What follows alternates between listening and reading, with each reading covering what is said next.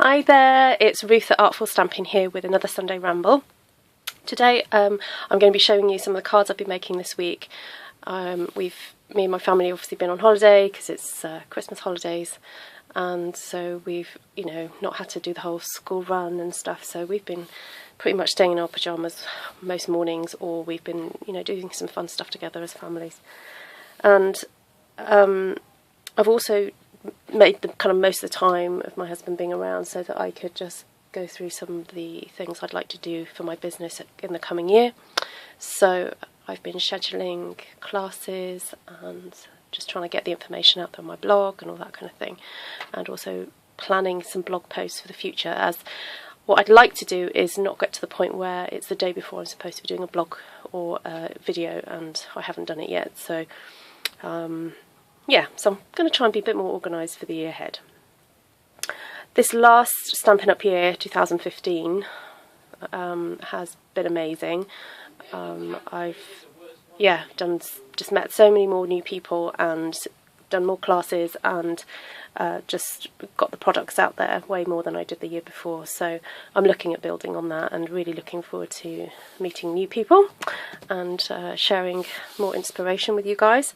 So anyway, so I may as well just be showing you some of the cards that I've been making and talking to you at the same time, and then pointing out some stuff. So I tried to use some of my retired products. I sometimes hold on to retired papers and sell them at various events that I do, but sometimes I've just looked at them for too long, or I just think, hey, they're pretty and I can make up some cards. So that's what I did. With a batch of the what's the name of those papers? They were like kind of really pretty floral ones that were around last year. So I treated myself to a really fabulous new paper trimmer. So it means that I can cut pieces of paper and cardstock quite a lot, to quite a thick amount in one chop. So that cuts down on my kind of prepping for classes and so on. So it's all part of my new kind of streamlining idea of kind of working smarter, not harder. So I've made 4 cards very similarly, really. They were kind of baby cards. Where's the other one? So I've got that one there and that one there. And I have to confess, this stamp isn't Stampin' Up. It's one that has been in my stash for absolutely years. I thought I'd lost it, and it turned out I lent it to a friend of mine, and she returned it to me recently, and I absolutely love it. And I'm really waiting for Stampin' Up to come up with something similar. I know they did a couple of years ago, but for me the image was a bit too big. This is just a perfect size image to be putting on cards, and I just think it's just so quick and easy to be able to make a baby card, and it's not too babyish, if that makes sense, because I think it's very typical to have the pink and the blue, and yes, okay, I have used pink and blue, but it's got loads of other colours in there. There's Daffodil Delight, and that's actually Mossy Meadow in there.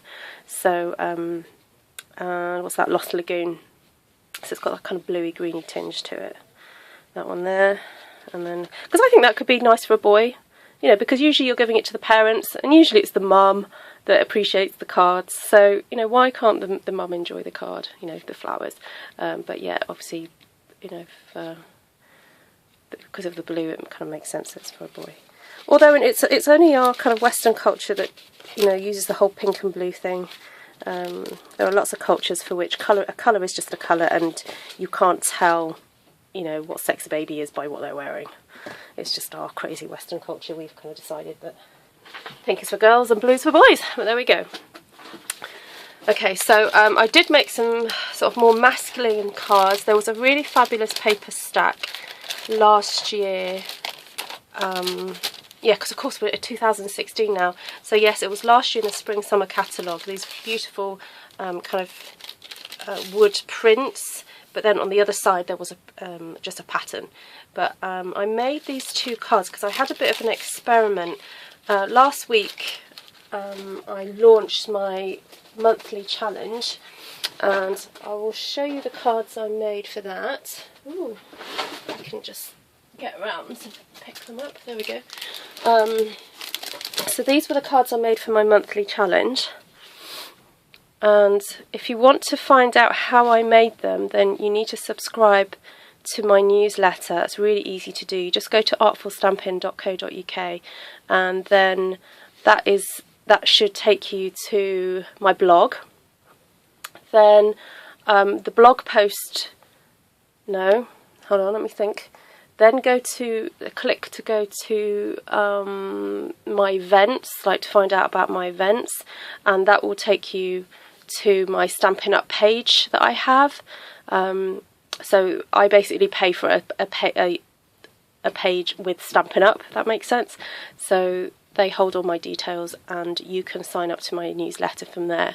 The other way you can do it is just go to stampinup.co.uk and search for me, Ruth Trice, RUTHTRICE, and my page should come up, and then you can sign up for a newsletter that way. If you still can't do it that way, just drop me a line, either send me a message on YouTube, or go to my Facebook page, or just go to my artfulstampin.co.uk and contact me that way. Anyway, so if you want to know how the technique for how I did this, please go there, okay, because I'm going to be revealing the techniques for how I do my monthly challenges only through my newsletters. Okay, it's just a little perk I'm going to give people who sign up to my newsletters.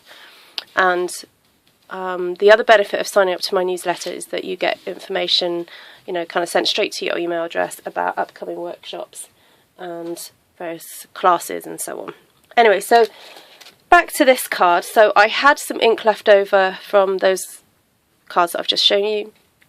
I'm not going to talk too much about how I did those because it'd be kind of giving it away, but I put some colour onto a piece of cardstock here, and then I stamped with the craft white over the top.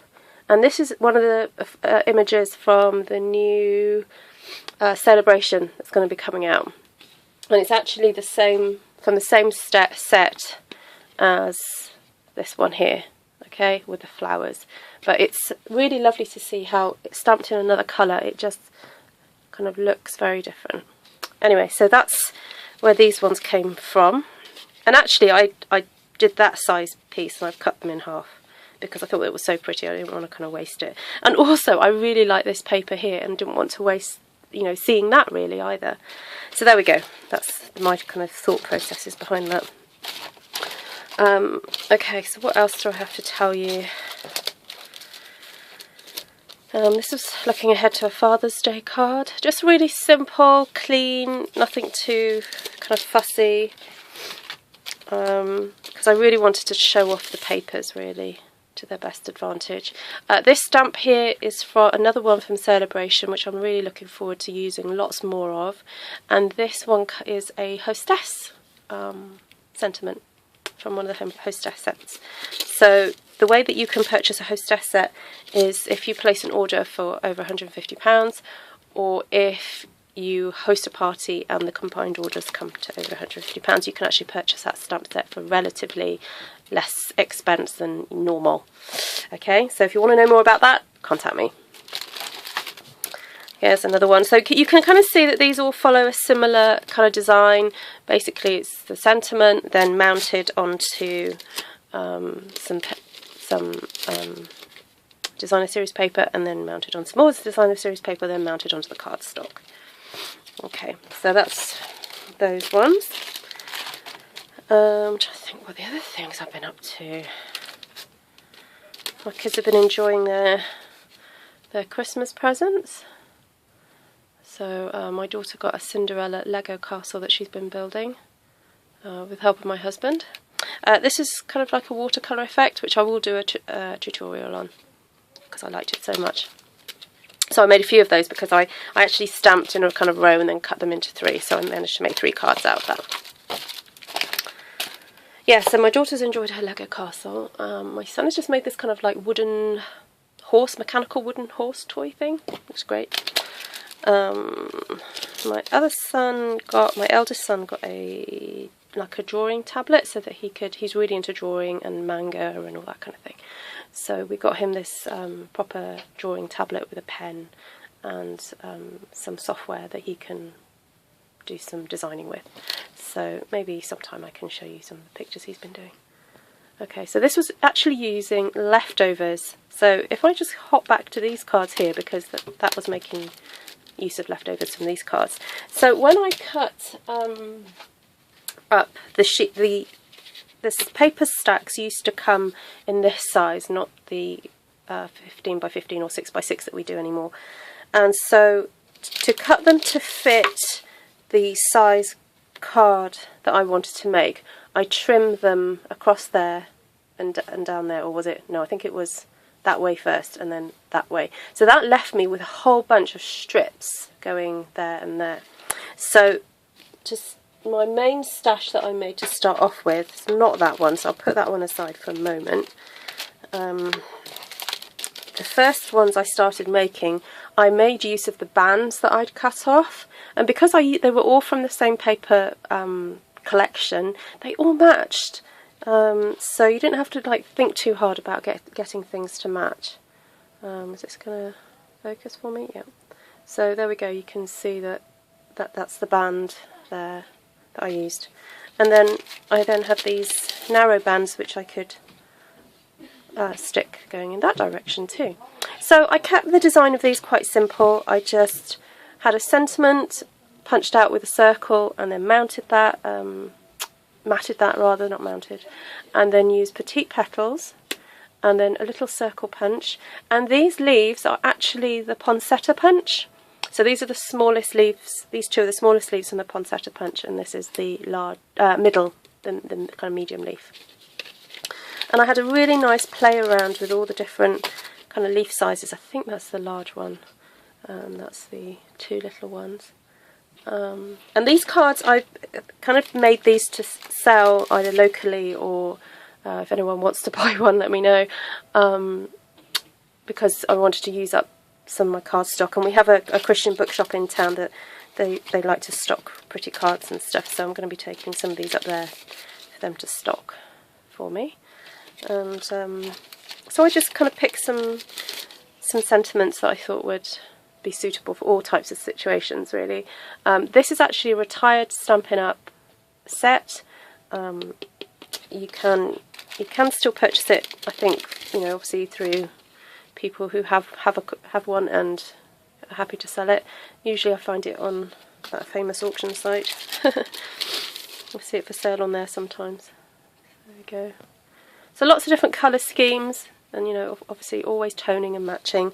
And the great thing about these stacks and also any of the designer series papers, Stampin' Up always do a list of the colours, so it makes it so much easier to do your kind of colour matching.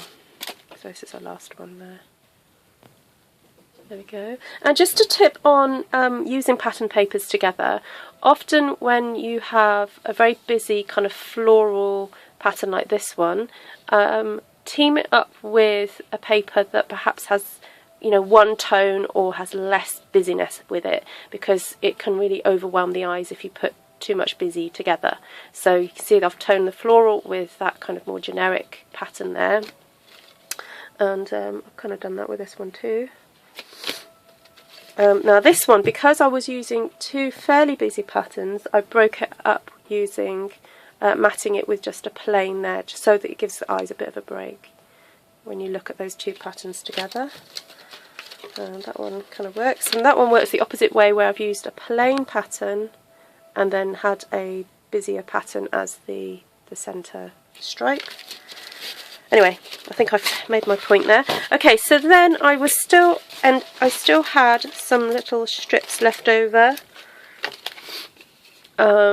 So I just made these cute little banners, just cut into there, and kind of broke my own rule really by having two busy patterns together, but I split it up using the more generic pattern, and then by focusing the eye up to the florals, the flower rather, it kind of hopefully isn't too busy on the eye.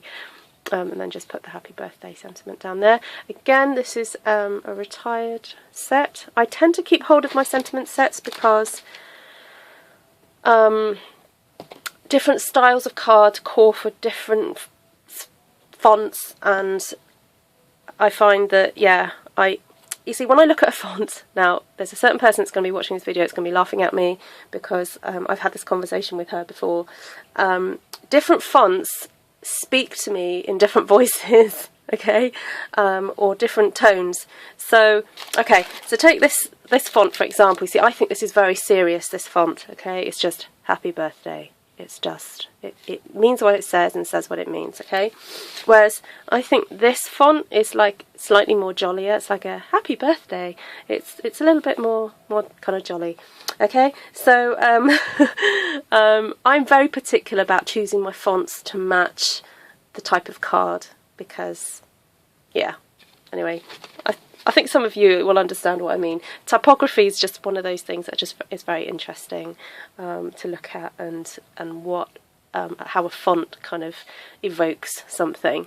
So there's a certain font that's used. I'll have to show it to you another time. But there's a font that's used in one of the Stampin' Up sentiments, and I find it too loud and leery, and I can't cope with it because they've got a Merry Christmas in it, but it looks like a spooky font, and I can't cope with that because Merry Christmas should be in a happy font and a jolly font or a serious font, but it should never look spooky. And I really think that in this particular font it looks spooky. So if anyone's got any idea what I'm talking about, please put a comment down below, because if anyone understands what I'm talking about, please let me know, because I don't want to sound like I'm the only one in the world who thinks this way.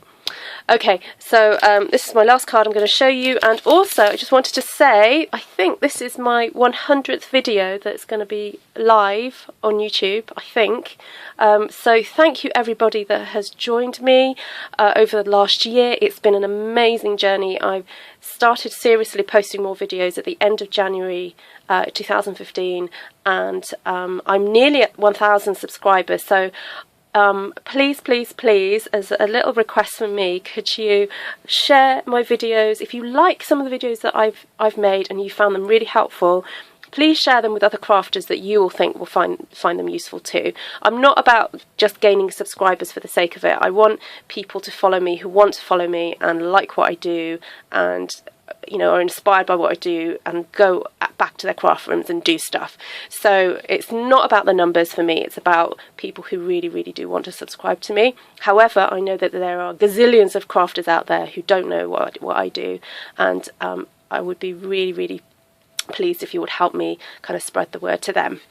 Anyway, so this is the last card that I'm going to show you. I've broken my rule of 3. Now, normally I would say you should never, never, never put just 2 things together like this, but I think it kind of works. I kind of get away with it like this. I just wanted to show you a little tip with some accent beads that I did here. This little gem is just stuck on using the fine tip glue pen, and then I just squirted some extra glue around the edge of the gem and threw on some old accent beads. Now these used to be all the rage a few years ago, and I still have pots of them, so that's how I did that really cute little embellishment there. And of course that's using the pansy punch, which is just gorgeous, and did my little tweaking of those. And then these leaves, of course, are the poinsettia punch. So anyway, thank you for joining me today for Sunday Ramble. I hope you've had a good week, and it's all hands on deck tomorrow morning as I get the kids to school, and my husband starts a new kind of role in his job, and yeah, it's all good, it's all good. So yeah, thank you for joining me, and I'll see you in the week, because on Tuesday the Spring Summer catalogue is going live, and I've got some exciting news about a paper share, so more information about that on Tuesday. Alright, lots of love to you all, and God bless. Bye!